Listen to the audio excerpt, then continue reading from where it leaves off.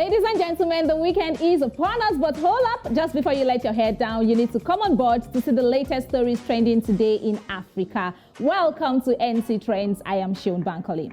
Now, Twitter went wild last night when an adult sex toy merchant organized the first ever moaning competition. Now, the idea was to get young people to moan in a Twitter room for a grand prize of a vibrator. Now, a couple of prominent Twitter influencers like the scholarly Ogbeni Dikpo and celebrities like Don Jazzy were also in the room. Now, shortly after the competition kicked off at 9 p.m., a Nigerian sweep at Tomiwa announced a $100 stake on the winner. Of the over 17,000 people who joined that Twitter moaning space, at Bonnie the Dictator and at No Manners gave the best entries. And finally, at No Manners won. Now, for more on this, just search moaning competition on Twitter. You see lots of tweets on it. Well, as usual, there have been reactions to this unprecedented online event. Let's see a few of them.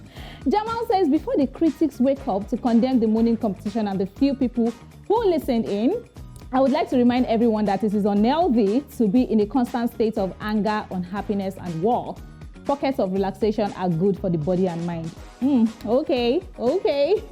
Now this one says, I had a morning space with over 18,000 people present happened here last night. I missed it, but I won't miss heaven. That's another angle. Now, Dr. Olufumilayo, our fave online doctor, has this to say. 8,769 young people that cannot stay awake to read are currently awake to witness audio moaning competition. Once you open textbook like this, your head will be hitting table. All your notes don't tear finish from saliva, but you are awake to hear moaning. Jumoke, you see your life. Now we are off to Kenya, where self-confessed child serial killer Masten Wanjala has been reportedly lynched to death by a mob. The 20-year-old fugitive who escaped from custody 2 days ago was traced by villagers to a house in Bungoma town and beaten to death. He had confessed to posing as a football coach to lure his victims to secluded areas, after which he killed them by drugging them and in some cases drinking their blood. Now, the former governor of Nairobi, Mike Sonko, had offered a reward of 200K for information leading to Wanjala's arrest. Reports say he has now rewarded the group of youths who carried out the jungle justice.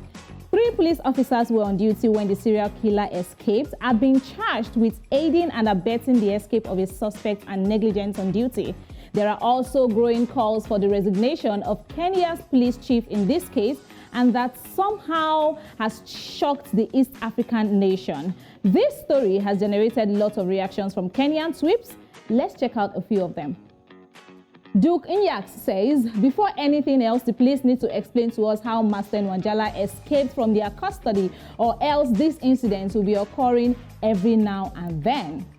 All right, another comment reads, I believe that his soul is already being questioned. He's talking about the serial killer over there.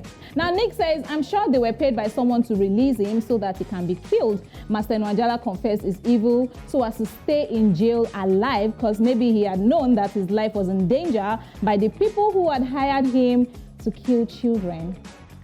Now, another hashtag currently trending online is Ministers Hostage, following the hostage situation at a hotel in Centurion, Pretoria, South Africa since 7 p.m. on Thursday evening. The Defense Minister Thandi Modise, her deputy Thabang Makwetla, and Minister in the Presidency Mondli Gungubele, who were held hostage at St. George's Conference Center by military veterans, were freed just before 10 p.m. by the Special Task Force. Police spokesperson Brigadier Vish Naido said 56 people were held hostage and 3 of them were injured. Now, local reports say the group had demanded an audience with President Cyril Ramaphosa and his deputy, David Mabuza. Some of the reactions to the hostage story include this tweet from Maseko. He says that if the whole Minister of Defense was held hostage without the intelligence of the country picking that up, then we are screwed. Hashtag Ministers Hostage. Now, this one reads, there was no insurrection in South Africa. There was no coup in South Africa. There was no minister held hostage by military veterans in South Africa. Okay. What we saw was just the ANC usual episodes of blowing state resources on their internal wars. Hashtag Minister Hostage. Finally, we have this comment that says, a whole defense minister is defenseless right now. A few months ago, our intelligence did not pick up the upcoming arrest or the looting. Are we even safe in this country? Hashtag Ministers Hostage. Now that's all we have for you this week on NC Trendz. Remember to catch up with stories you might have missed on our YouTube channel and follow us across all platforms at New Central TV. I am Seun Bankole. Have a fantastic weekend.